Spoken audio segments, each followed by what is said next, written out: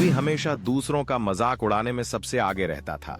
Class में कोई गलती कर दे, कोई लड़खड़ा कर गिर जाए या कोई डर जाए, रवि के तानों और हंसी से कोई बच नहीं सकता था। दोस्त भी उसे मजेदार समझते थे, लेकिन धीरे धीरे कई लोग उससे कतराने लगे। एक रहस्यमयी चुनौती एक दिन कॉलेज में एक नई अफवाह उड़ी।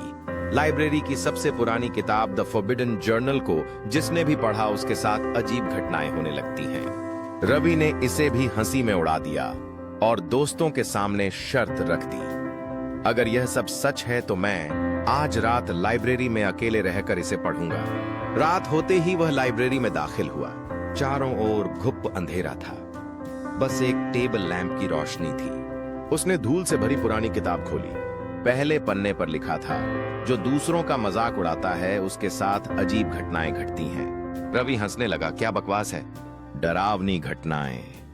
शुरू जैसे ही उसने पन्ना पलटा, खिड़की अपने आप खुल गई। हवा की एक ठंडी लहर अंदर आई और पीछे रखी अलमारियों से किताबें जमीन पर गिरने लगीं। रवि का दिल जोरों से धड़कने लगा।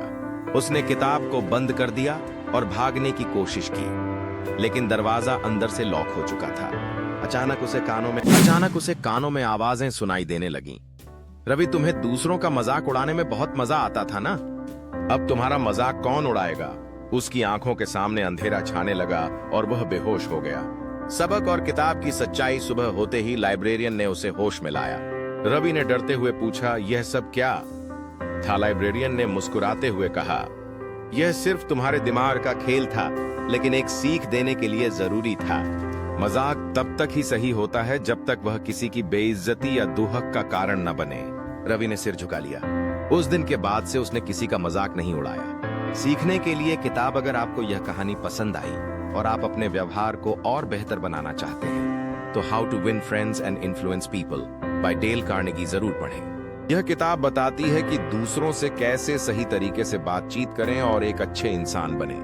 क्या आपके साथ भी कभी ऐसा हुआ है कि आपने किसी का मजाक उड़ाया और बाद में पछताया? कमेंट में बताइए।